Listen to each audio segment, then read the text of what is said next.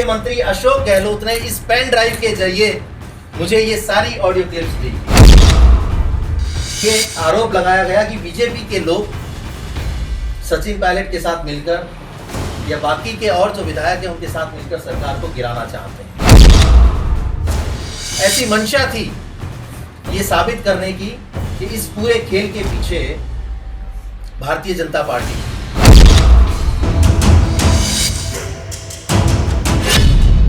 राजस्थान में फिर बाहर आया फोन टैपिंग का जिन। अशोक गहलोत के पूर्व ओएसडी का बड़ा पर्दाफाश। पायलट गुट के एमएलए के फोन टैपिंग का आरोप। दूसरे चरण के मतदान से पहले राजस्थान की सियासत में एक बार फिर ऑडियो बम फूटा है। पूर्व मुख्यमंत्री अशोक गहलोत के ओएसडी रहे लोकेश शर्मा ने एक के बाद एक कई बड़े पर्दाफाश किए हैं। लोकेश शर्मा ने आरोप लगाया है कि अशोक गहलोत ने सीएम रहते हुए सचिन पायलट और उनके गुट के विधायकों के खिलाफ साजिश रची थी और उनके फोन टैप करवाए थे। इन सभी के मोबाइल सर्विलांस पर थे। मुख्यमंत्री अशोक गहलोत ने इस पेन ड्राइव के जरिए मुझे ये सारी ऑडियो क्लिप्स दी और ये कहा कि मीडिया को आप सर्कुलेट कर दीजिए, और मैंने वो काम किया।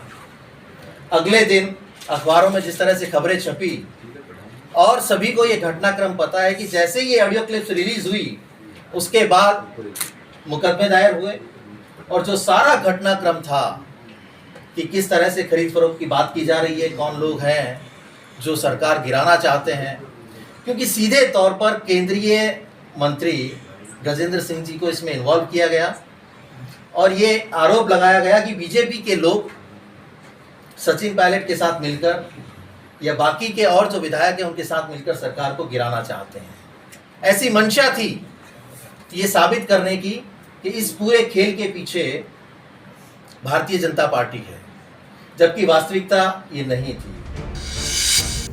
लोकेश शर्मा का दावा है कि अशोक गहलोत ने ही फोन टैपिंग का पूरा षड्यंत्र रचा है और उनका मकसद सचिन पायलट और केंद्रीय मंत्री गजेंद्र सिंह शेखावत को बदनाम करना था। उन्होंने दावा किया कि अशोक गहलोत ने ही उन्हें एक पेन ड्राइव दी थी जिसमें 3 ऑडियो क्लिप थी और उसमें विधायकों की खरीद फरोख्त की बात थी, और इस ऑडियो क्लिप को वायरल करने के लिए खुद अशोक गहलोत ने कहा था। जी सर, अपन ने तो यूज तो किया, जो मैंने तुम्हें दिया था वो यूज किया ना। हाँ सर, अपन ने तो यूज वो किया था। अच्छा, पर सीएमआर का लैपटॉप था तुम्हारा था? नहीं, सीएमआर का नहीं था साहब, मेरा था।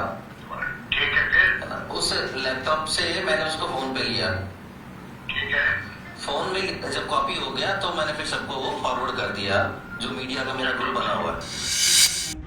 कभी अशोक गहलोत के करीबी रहे लोकेश शर्मा अब उनके धुर विरोधी बन गए हैं और उनके पास मौजूद सबूतों को जांच एजेंसियों को देने की बात कर रहे हैं। दरअसल साल 2020 में सचिन पायलट कैंप की बगावत के बाद राजस्थान की तत्कालीन गहलोत सरकार पर फोन टैपिंग के आरोप लगे थे, जिसमें केंद्रीय मंत्री गजेंद्र सिंह शेखावत पर सरकार गिराने के गंभीर आरोप लगाए थे।